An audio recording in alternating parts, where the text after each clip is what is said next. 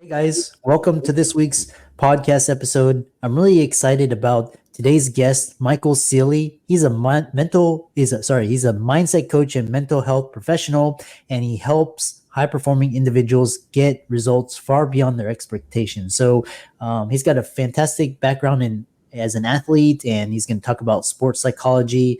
I love talking about mindset, especially in the realm of athletics and performance, business, entrepreneurship, and I'm happy to welcome him to the show. Michael, welcome.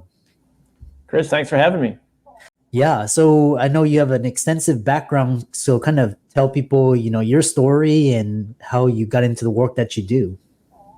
Yeah, so my first career was being a professional athlete. I was a bicycle racer. I did that very seriously from probably age 16 through age 24. Went to the Olympic trials a couple times, got some state championship titles.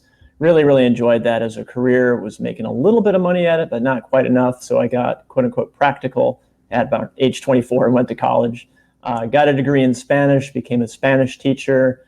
Loved the job, didn't quite pay enough, and took that, sort of leveraged that into working in voice recognition technology, kind of in the early days, or late 90s, early 2000s. Enjoyed that quite a bit as well. And then one day at the firm I was working for, we had an organizational psychologist come in and basically give us all this psychological testing and trying to make the organization work better. And that's when I became really fascinated in psychology.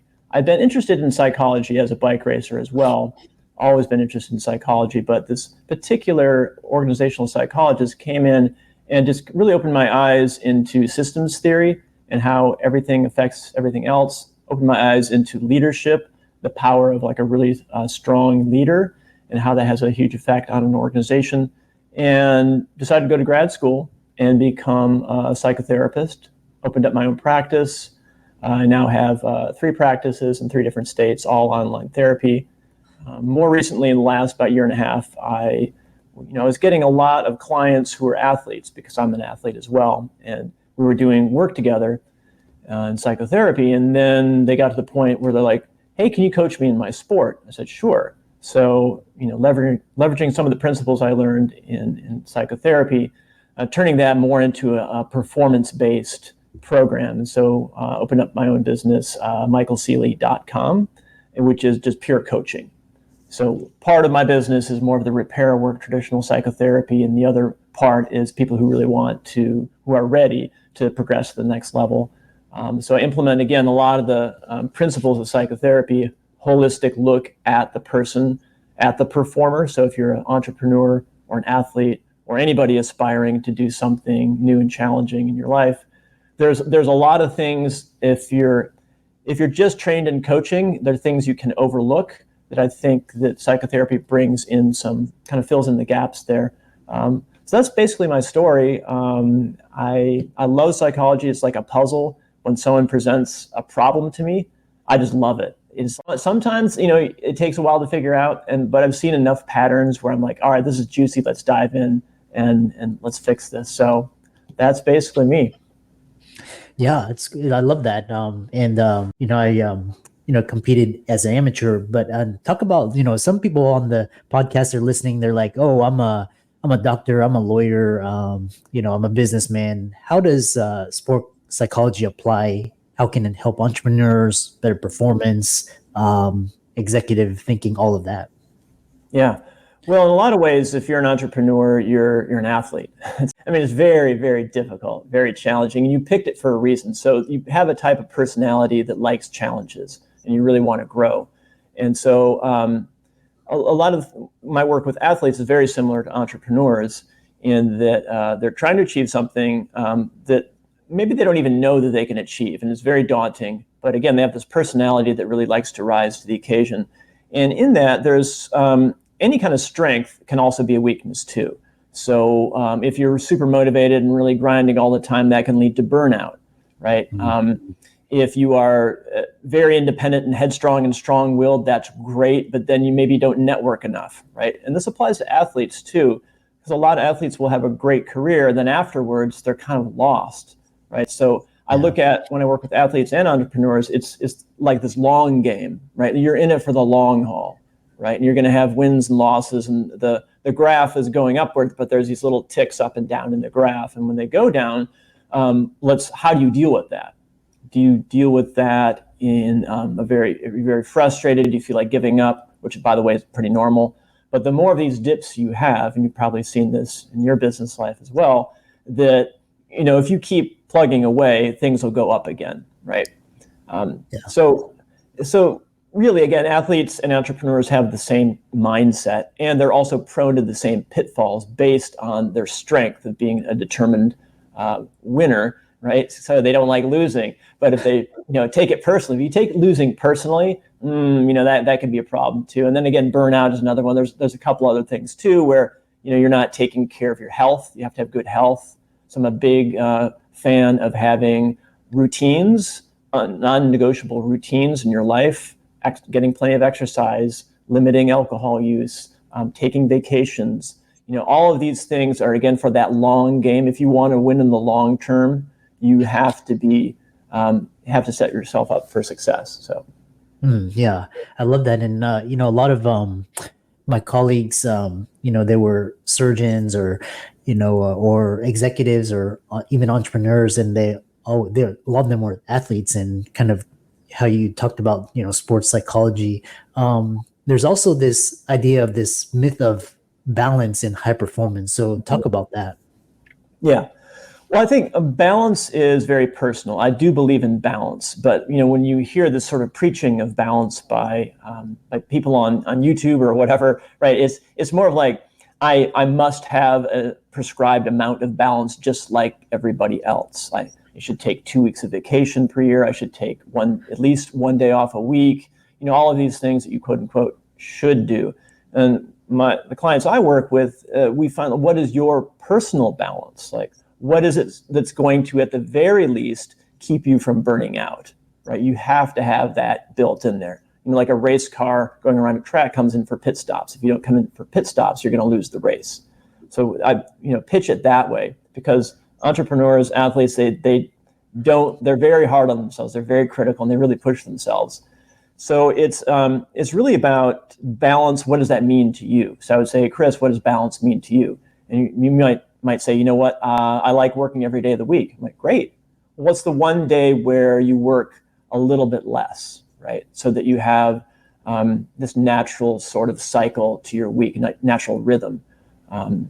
I don't spend enough time with my kids. Like my brother spends a lot of time with his kids, and I feel guilty. Like, well, when was the last time you sat down with your spouse and had a conversation about what is the right balance? And so it's a very personal thing, but I do believe in balance, but it has to be personal to the person I'm working with.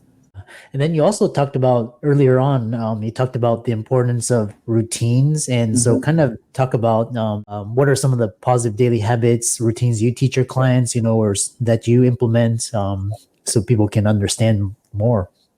Yeah. Well, with athletes, they're probably getting enough exercise, but with entrepreneurs, sometimes that's not a priority, right? So that I'm going to skip the gym today. I have too many meetings, right? Common thing.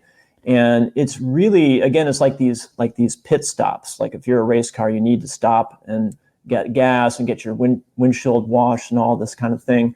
With anyone I work with, it's really about establishing the routine that works for you, again, for that long game. So that anyone can go probably a week or 2 weeks without exercising and even eating poorly and not getting enough sleep. 2 weeks is kind of the max, and then it really starts to affect your performance. So that I sell it this way. It's like, do you want to win for 2 weeks, or do you want to win for two years or 10 years? If you're on that long track, you do have limits as a human being. Like this is the vehicle, if you will, that you were given. You're not a robot. You have to respect the limits of the human body. So the routines take care of that. And then if you put them on autopilot and make them actually non-negotiable, like I go to the gym at least 3 times a week, no matter what. And I schedule everything around that. So you set these sort of bedrock priorities literally in your calendar, so you can't schedule over them. Okay, here's my family time. Here's this, here's that. And you look at it and you go, okay, if these are happening every single week, I'm good, right? And I respect these because, again, I'm invested in the long game, not the short game, Occasionally you might tweak the schedule, but I would say exercise and time with family, friends, socializing is really essential for human beings. And you need to respect that, get those dialed in, make them automatic. It takes probably about 2 months to get a new habit and a routine automated so it becomes a default. So if people are trying, a new routine, exercise, and they're going to have ups and downs. But once you do it for about 2 months, it gets established. So yeah, again, it's about that. What's the long-term game plan, and what are the routines that are going to facilitate that? Yeah, I love that. And like again, most of the people I talk to, they have some sort of movement or like yoga or meditation, strength, and kind of postural. The other thing is a lot of people listen to their bodies and either their triggers or kind of situations, kind of like get them out of their optimal zone. But then you talk about anxiety and you talk about it as a call to action. Can you elaborate on that? Yeah. Anyone, again, who's a human being is going to feel anxiety. It's going to happen. You have a limbic system inside of your brain, and you can't take that out. Basically there it is, from the old days when we were on the African savannah and tigers were chasing us, right? So that if you hear a loud noise or see something on your peripheral vision, you feel this adrenaline instantly, right? And that's good. So we're wired for survival. So I call it an action signal in that human beings are basically, we have a 1.0 model that's based on being a hunter-gatherer, and only in the last, maybe a couple thousand years tops, we've been in quote unquote modern times without a lot of predators after us. So we have to deal with this old model, and the old model is it overreacts to any kind of a danger. So in modern times, you have to step in as the observer of that system and not get caught up in that alarm system. So that if you get triggered, let's say that you lose a big client in your business and you out of the blue, you're surprised. And of course, you're going to be hit with a lot of emotion instantaneously before you can even really think about it rationally. And so in the old days, you'd be stuck with these emotions and you would take action. You would run away, or you would do something, or whatever you do, you take some sort of a physical action. So I call it an action signal based on this old archaic system, so that you, as the observer of the executive of yourself, you can look at this action signal, not call it, oh, I'm incapacitated with anxiety, I have anxiety. It's like, no, there's an action signal that's popped up on my dashboard. I'm feeling all the emotions of it, but what do I want to do about it? And I tell my clients, label that anxiety, label that stimulus. We'll call it a stimulus comes in. Is it actionable in the moment? Meaning, like, is it an emergency? Is literally something on fire when you lose a major client? You might want to send them an email. You might want to follow up on the phone right away. So you might label that stressor, that input as, urgent, actionable. Right? Let's say it's something where you get a complaint from a customer and it's not a huge deal. What you can do is you label that appropriately. You'd say actionable, but due later. So I have my clients literally think about like a label that appears across the screen of your vision of either emergency, actionable quickly, actionable later, or drop it. The challenge for a lot of entrepreneurs, athletes, is rarely do they drop something that's like a stressor, because they like winning, right? They like to conquer problems. So a lot of work I do is just having people identify what to do with the action signal, the feeling of anxiety. What are you going to do about it? Sometimes if you literally write down and clarify, you could just literally say, what is the input? It's this happened. What is my action? Right. And sometimes it's just a small action, like send an email or even just journal or even talk to somebody about it, but always taking some sort of an action. And sometimes that action is just a decision to say, okay, I had a 3-star review. I wanted a 5-star review. I'm going to drop it. I'm not going to do anything about it. So that's what I mean by anxiety is an action signal. You have the power not to get caught up in the anxiety. You have the power to take action. And every time you take an action productively, the anxiety is going to be reduced. Yeah. I love that. And then the next question is kind of, so it's basically kind of this mindful, intentional approach where you kind of identify the stimulus and the trigger. And then, once you kind of assess that, from a right perspective, then you can take appropriate action as opposed to, kind of just being reactive. The other question I have is, logic. You talk about logical fallacies and why it's important to know them. Mm-hmm. Yeah, sure. So if you're working, like, let's say in a company, well, so there's a whole list of logical fallacies. So you can Google them. Like, there's an ad hominem, you attack the man, right? You attack instead of attacking the argument. Bandwagon, all the other businesses, all the other chiropractors in my area are doing this thing. I should too, right? So it's just sort of identifying these very common ways of persuasion, right? And you see this a lot in the news media. You see it in political debates. You can spot them. So again, I tell people, Google logical fallacies, and you go, oh, okay, that's what that politician's doing, or that's what this advertising is doing to me, right? And then if you hear these logical fallacies enough, you start to apply them to yourself and your interpretation of events. So let's say that you're in a meeting and you're the CEO, and you get feedback maybe from one of the people working there, and it's critical toward you, right? And if you take that as an attack on me as a person, take it personally, that's an ad hominem. That's a logical fallacy. And then you would instantly say, well, my employee is wrong. What does he know? He's never built a business, right?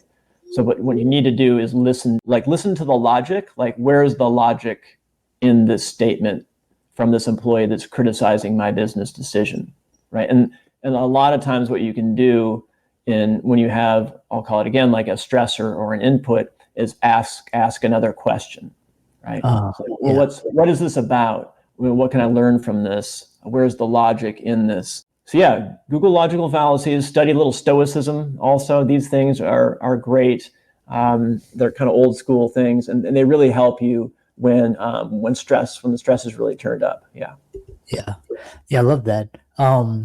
So kind of, as we kind of come to the close, kind of talk about, lessons you learned, how people can apply this, and how people, like, everybody should have coaches.